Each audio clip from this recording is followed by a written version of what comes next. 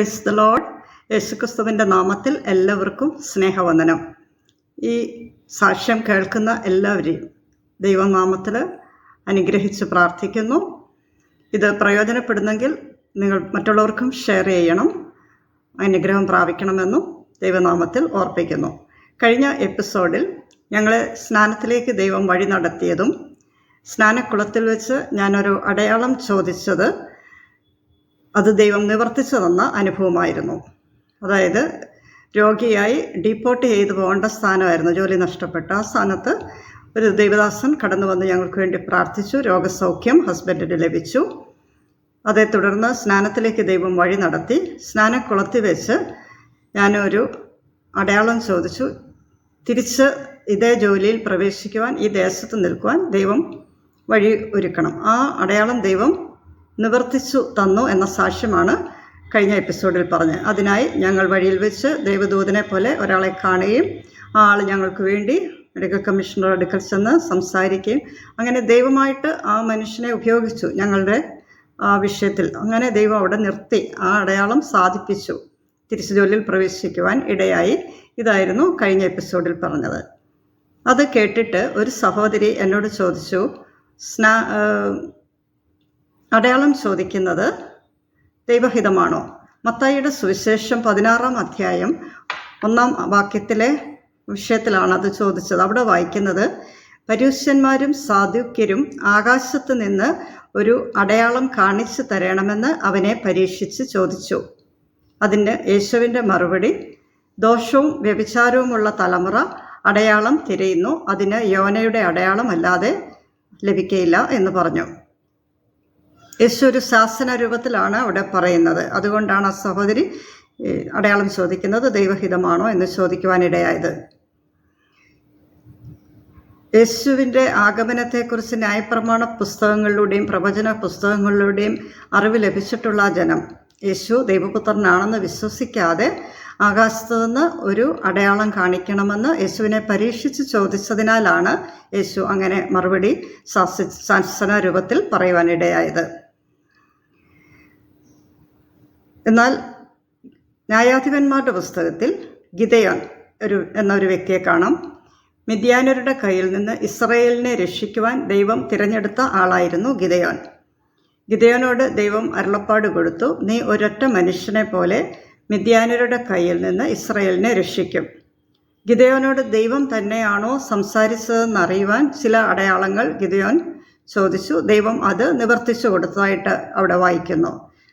ഗിദെയോന് ദൈവം തന്നെയാണോ തന്നോട് സംസാരിക്കുന്നതെന്നൊരു കൺഫർമേഷന് വേണ്ടിയാണ് അടയാളം ചോദിച്ചത്. ദൈവം അത് നിവർത്തിക്കുകയും ചെയ്തു. അതുപോലെ ഞാനും ഈ സ്നാനം സത്യമാണെന്ന് എനിക്കൊരിക്കൽ കൂടെ വിശ്വസിക്കുവാനും മറ്റുള്ളവരെ പറഞ്ഞ് വിശ്വസിപ്പിക്കുവാനുമായി ഒരു അടയാളം ചോദിച്ചത് ഒരു കൺഫർമേഷന് വേണ്ടിയായിരുന്നു. കാരണം അച്ഛന്മാരോടും തിരുമേനിമാരോടും സ്നാനത്തെക്കുറിച്ച് ചോദിച്ചപ്പോൾ നിങ്ങൾ ഒരിക്കൽ മാമോദിസ മുങ്ങിയിട്ടുള്ളതാണ്, ആ മൂറോൻ മായ്ച്ചു കളയല്ലേ എന്നാണ് പറഞ്ഞിട്ടുള്ളത്. അപ്പോൾ ഞാൻ ദൈവത്തിൻ്റെ ആലോചന പ്രാപിച്ച് ഇപ്പോൾ ആ കാര്യം നിർവഹിക്കുമ്പോൾ, സ്നാനപ്പെടുമ്പോൾ അതിൽ ദൈവം പ്രസാദിക്കുന്നുവോ എന്നറിയുവാനും കൂടെ ഒരു കൺഫർമേഷന് വേണ്ടിയാണ് അടയാളം ചോദിച്ചത്. ദൈവം അത് സാധിപ്പിച്ചു തന്നു. ഞങ്ങൾ ആ പ്രദേശത്ത് തന്നെ തിരിച്ചു നിന്ന് ജോലിയിൽ കയറുവാൻ ഇടയായി. അങ്ങനെ ആ 2 ദിവസം കഴിഞ്ഞപ്പോഴാണ് നാട്ടിലായിരുന്ന സിസ്റ്റർ-ഇൻ-ലോ ബഹ്റിനിലേക്ക് മടങ്ങി വന്നത്. സഹോദരിക്ക് വളരെ സന്തോഷമായി. തനിക്ക് ദൂത് ലഭിച്ചതുപോലെ സഹോദരനോടൊപ്പം മുട്ടുമടക്കുവാൻ ദൈവം അവസരം ഒരുക്കിയല്ലോ എന്നോർത്ത് സന്തോഷത്തോടെ ഞങ്ങൾ ഒരുമിച്ച് പ്രാർത്ഥിക്കുവാനിരുന്നു. ആ സമയം നിന്നുകൊണ്ടാണ് പ്രാർത്ഥിക്കുന്നത്. ഒരു പാട്ടുപാടി പകുതിയായപ്പോൾ ഹസ്ബൻഡിൻ്റെ മേൽ വലിയൊരു ആത്മശക്തി വന്നിട്ട് ആ ശക്തി താങ്ങുവാൻ കഴിയാതെ താൻ സോഫയിലേക്ക് ഇരിക്കുകയും അവിടെ നിന്ന് അത്യുച്ചത്തിൽ അന്യഭാഷ വായിൽ വന്ന് അത് അന്യഭാഷയിൽ ദൈവത്തെ സ്തുതിക്കുകയും ചെയ്യുന്ന കാഴ്ചയാണ് കണ്ടത്. അതേസമയം സിസ്റ്റർ-ഇൻ-ലോ എൻ്റെ മേലും കൈവച്ചു പ്രാർത്ഥിച്ചു. ഞാനും അന്യഭാഷയിൽ ദൈവത്തെ സ്തുതിക്കുവാൻ ഇടയായി. വലിയ ഒരു ആത്മപകർച്ച അവിടെ ഉണ്ടായിരുന്നതിനാൽ ഏറെ സമയം ഞങ്ങൾ അങ്ങനെ ആരാധിച്ചിരിക്കുവാൻ ഇടയായി. സത്യം പറഞ്ഞാൽ ആ ആത്മാവിൻ്റെ ശക്തി പ്രാപിച്ചതിന് ശേഷമാണ് ധൈര്യമായിട്ട് ഞങ്ങളെ സ്നാനപ്പെടുത്തിയ ചർച്ചിലോട്ടും പോകുവാൻ ഇടയായത്. അങ്ങനെ ഞങ്ങൾ സ്നാനപ്പെടുത്തിയ ചർച്ചിൽ പോയി ആരാധന സംബന്ധിച്ചു. സാക്ഷ്യം അവിടെ പ്രസ്താവിച്ചു.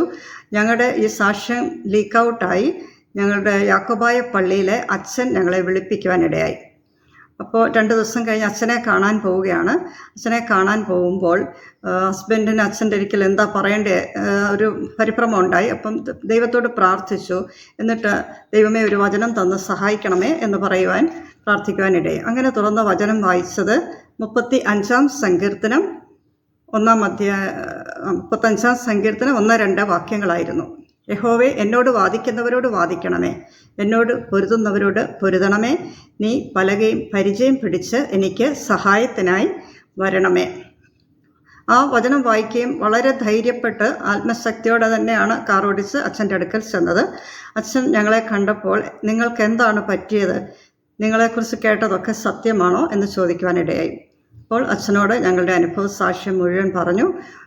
രോഗിയായി ജോലി നഷ്ടപ്പെട്ട് ഡിപ്പോർട്ട് ചെയ്ത് പോകേണ്ട സ്ഥാനത്ത് ഒരു ദൈവദാസൻ ഞങ്ങൾക്ക് വേണ്ടി വന്ന് പ്രാർത്ഥിച്ചു. രോഗസൗഖ്യം ലഭിച്ചു. അതേ തുടർന്ന് ഞങ്ങൾ സ്നാനപ്പെട്ടു. സ്നാനക്കുളത്തിൽ വെച്ച് ചോദിച്ച അടയാളം ദൈവം സാധ്യമാക്കി. തിരിച്ച് ഇതേ ജോലിയിൽ പ്രവേശിക്കുവാനുള്ള ഓർഡർ ലഭിച്ചു. ഞങ്ങൾ ഇവിടെ ഈ ദേശത്ത് നിൽക്കുവാൻ ദൈവം വഴിയൊരുക്കി എന്ന് പറഞ്ഞപ്പോൾ അച്ഛൻ എല്ലാം ശ്രദ്ധയോടെ കേട്ടിട്ട് ഒരു ചോദ്യം ചോദിച്ചു. സ്നാനപ്പെടുവാൻ ആരെങ്കിലും നിങ്ങളെ ഉപദേശിച്ചിട്ടാണോ, അതോ ഏതെങ്കിലും വചനം മുഖാന്തരം വചനം ഇടപെട്ടിട്ടാണോ? അപ്പോൾ ഹസ്ബൻഡ് പറഞ്ഞു, അതെ, ഒരു വചനം ഇടപെട്ട വചനം അച്ഛനെ വായിച്ച് കേൾപ്പിച്ചു. അപ്പോസ്തല പ്രവൃത്തികൾ 2:38 അവർ ഹൃദയത്തിൽ കുത്തുകൊണ്ട് പത്രോസിനോടും ശേഷം അപ്പോസ്തലന്മാരോടും സഹോദരന്മാരായ പുരുഷന്മാരെ, ഞങ്ങൾ എന്ത് ചെയ്യേണ്ടു എന്ന് ചോദിച്ചു. പത്രോസ് അവരോട്, നിങ്ങൾ മാനസാന്തരപ്പെട്ട് നിങ്ങളുടെ പാപങ്ങളുടെ മോചനത്തിനായി ഓരോരുത്തൻ യേശുക്രിസ്തുവിൻ്റെ നാമത്തിൽ സ്നാനം ഏൽപ്പീൻ, അപ്പോൾ പരിശുദ്ധാത്മാവ് എന്ന ദാനം ലഭിക്കും. ഈ വചനം വായിച്ചിട്ട് പറഞ്ഞു, ഈ വചനം എന്നോട് ഞാൻ തിരിച്ചു ചോദിച്ചു, നീ മാനസാന്തരപ്പെട്ട് നിന്റെ പാപത്തിൻ്റെ മോചനത്തിനായി യേശുക്രിസ്തുവിൻ്റെ നാമത്തിൽ സ്നാനം ഏറ്റുവോ എന്ന് ചോദിച്ചപ്പോൾ ഇന്ന് എനിക്ക് ധൈര്യമായിട്ട് പറയുവാൻ കഴിയും, വചനപ്രകാരം ഞാൻ ആ കർമ്മം ചെയ്തിരിക്കുന്നു. ഞാൻ കുഞ്ഞായിരുന്നപ്പോൾ ആരോ എന്നെ പിടിച്ച് യേശുവിനെ രക്ഷിതാവായിട്ട് പിടിച്ച് ആൾ ഏറ്റു പറഞ്ഞു. മാമോദീസ മുഖ്യ സംഭവമൊന്നും ഞാൻ അറിഞ്ഞിട്ടില്ല. ഇന്ന് എനിക്ക് ഈ അറിവോടെ യേശുവിനെ രക്ഷകനായി സ്വീകരിച്ച് ആ ഒരു കർമ്മം ചെയ്യുവാൻ ഇന്നിടയായി എന്ന് പറഞ്ഞു. അതിനുശേഷം ദൈവത്തിൻ്റെ ആത്മാവിനാലും ഞങ്ങളെ നിറച്ചു എന്ന് തുടർന്ന് ആത്മാവിനെ പ്രാപിച്ച സാക്ഷ്യം പറയുകയുണ്ടായി. അന്നേരം പറഞ്ഞു, ഈ അബലനായ എന്നെ തൻ്റെ ആത്മാവിനാൽ നിറച്ചു, ഞാൻ അന്യഭാഷയിൽ സംസാരിച്ചു എന്ന് പറയുവാനാണ് ഹസ്ബൻഡ് ആഗ്രഹിച്ചത്. എന്നാൽ അബലനായ എന്ന് പറഞ്ഞപ്പോഴത്തേക്കും വായിൽ അറിയാതെ അന്യഭാഷ അച്ഛൻ്റെ മുമ്പിൽ വെച്ച് പറയുവാനിടയായി. എന്നിട്ട് വളരെ പ്രയാസപ്പെട്ട് നിയന്ത്രിച്ച് അത് നിർത്തുകയായിരുന്നു. എന്നിട്ട് അച്ഛനോട് പറഞ്ഞു, സോറി അച്ഛ, ഞാനിത് അറിഞ്ഞുകൊണ്ടല്ല, എൻ്റെ നാവിന്മേൽ വന്ന് ആത്മശക്തി വന്നിട്ട് ഞാൻ പറഞ്ഞു. അപ്പോൾ അച്ഛൻ ആ കാര്യം മനസ്സിലായി. അച്ഛന് ഒരു ടവലെടുത്ത് അച്ഛൻ്റെ കണ്ണ് ഒപ്പുന്ന കാഴ്ചയാണ് കണ്ടത്. ആ ദൈവ സാന്നിധ്യം അച്ഛന് മനസ്സിലായി. എന്നിട്ട് അച്ഛൻ കണ്ടിന്യൂ ചെയ്യാൻ പറഞ്ഞു. അപ്പോൾ ഹസ്ബൻഡ് പറഞ്ഞു, ഇത്രയേ ഉള്ളൂ എനിക്ക് പറയുവാൻ. അന്നേരം അച്ഛൻ്റെ കാര്യം ഇങ്ങോട്ട് പറയുമായിരുന്നു. അച്ഛൻ്റെ വിരലൊക്കെ ഞങ്ങളെ കാണിച്ചിട്ട് പറഞ്ഞു, നോക്കൂ, ഞാനൊരു മോതിരം അണിഞ്ഞിട്ടില്ല, അരയിൽ ഒരു അരിഞ്ഞാണം അണിഞ്ഞിട്ടില്ല, ഞാനൊരു രഹസ്യ പെന്തിക്കോസുകാരനാണ് എന്ന് പറഞ്ഞു. അച്ഛൻ ചെറുപ്പകാലത്ത് ആത്മശക്തിക്കായി പ്രാർത്ഥിച്ച് ആത്മശക്തി ലഭിച്ചിട്ടുണ്ട്, പക്ഷേ അന്യഭാഷ ഇതുവരെ സംസാരിച്ചിട്ടില്ല.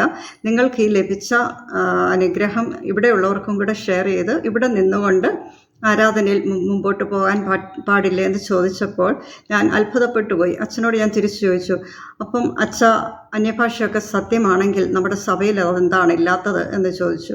അപ്പോൾ അച്ഛൻ പറഞ്ഞു, പൂർവ്വപിതാക്കന്മാർ അന്യഭാഷയിൽ പ്രാർത്ഥിച്ചിട്ടുള്ളത് ചരിത്ര പുസ്തകങ്ങളിലുണ്ട്, കാലക്രമേണ അത് നിന്നു പോയതാണെന്ന് പറയുവാനിടയായി. എന്നിട്ട് അച്ഛൻ ഞങ്ങളോട് അങ്ങനെയാണ് പറഞ്ഞത്, നിങ്ങൾക്കിവിടെ നിന്നും മറ്റുള്ളവർക്കും കൂടെ ഈ അനുഭവം പങ്കുവെച്ച് മുമ്പോട്ട് പോകാൻ പാടില്ലേ എന്ന് ചോദിച്ചപ്പോൾ ഹസ്ബൻഡ് പറഞ്ഞു, ഞാൻ ഈ അന്യഭാഷയിൽ ഇവിടെ സംസാരിച്ചാൽ അതിനെ സപ്പോർട്ട് ചെയ്യാൻ ആരും കാണുകയില്ല, അങ്ങനെയുള്ളൊരു ചർച്ചിൽ പോയാൽ എനിക്ക് അതുപോലെ പിന്നെ മുമ്പോട്ട് കൂടുതൽ വളരാൻ പറ്റത്തുള്ളൂ എന്ന് പറയുകയുണ്ടായി. പിന്നെ അച്ഛന് അവിടെ ഒരു എതിർപ്പും ഞങ്ങളോട് പറഞ്ഞില്ല.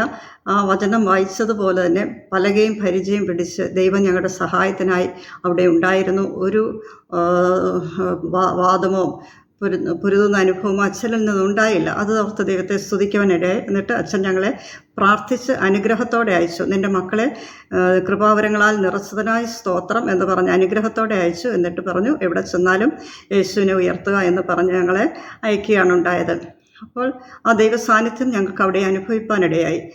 തുടർന്ന് സഹോദരിയുമായിട്ടുള്ള ഒരു പ്രെയർ മീറ്റിങ്ങിൽ നാട്ടിൽ നിന്ന് ഗസ്റ്റായിട്ട് വന്ന ഒരു പാസ്റ്റർ എൻ്റെ തലമേൽ കൈവച്ചിട്ട് പറഞ്ഞു, ഞാൻ നിന്നെ ദർശനങ്ങളാലും വെളിപ്പാടുകളാലും നിറയ്ക്കും. നിങ്ങളുടെ കൂട്ടുകാരുടെ ഇടയിൽ നടക്കുവാൻ പോകുന്ന സംഭവങ്ങളെ നിന്നോട് അറിയിക്കും. അത് നീ അവരോട് പറയുമ്പോൾ അത് നടന്നു കാണുമ്പോൾ വാസ്തവമായി നിങ്ങളുടെ ഇടയിൽ ദൈവമുണ്ടെന്ന് അവരറിയും എന്ന് പറയുവാനിടയായി. അപ്പോൾ സഹോദരി എന്നോട് പറഞ്ഞു തന്നു, കർത്താവ് ദർശനവും വെളിപ്പാടും ഒക്കെ തരാനാ, അതിനായി സമർപ്പിച്ച് പ്രാർത്ഥിച്ചോളെ. അന്ന് മുതൽ ഞാൻ പ്രാർത്ഥിക്കുമായിരുന്നു, കർത്താവ് നീ എന്നെ എന്തറിയിച്ചാലും ഞാൻ പറഞ്ഞോളാം. പക്ഷെ അതെങ്ങനെയാണ് ദർശനവും വെളിപ്പാടും ഒന്നും കിട്ടുന്നതെന്ന് അന്ന് എനിക്കറിയില്ല. എന്നാൽ അത് കഴിഞ്ഞ് ഉണ്ടായിട്ടുള്ള അത്ഭുതങ്ങളുണ്ട്, ഒത്തിരി അനുഭവങ്ങളുണ്ട്. ദൈവം ദർശനത്തിൽ കൂടെ ഇടപെട്ടതും അത് സാധ്യമാക്കി തന്നതുമായ അനവധി അനുഭവങ്ങളുണ്ട്. അതൊക്കെ ഷെയർ ചെയ്യുവാൻ തുടർന്നുള്ള എപ്പിസോഡിൽ ഷെയർ ചെയ്യുവാൻ ആഗ്രഹിക്കുന്നു. അടുത്ത എപ്പിസോഡിൽ പരിശുദ്ധാത്മാവിൻ്റെ അഭിഷേകം വചനാടിസ്ഥാനത്തിൽ അതിനെക്കുറിച്ചാണ് സംസാരിക്കാൻ ആഗ്രഹിക്കുന്നത്. Please subscribe and share. God bless you. Amen.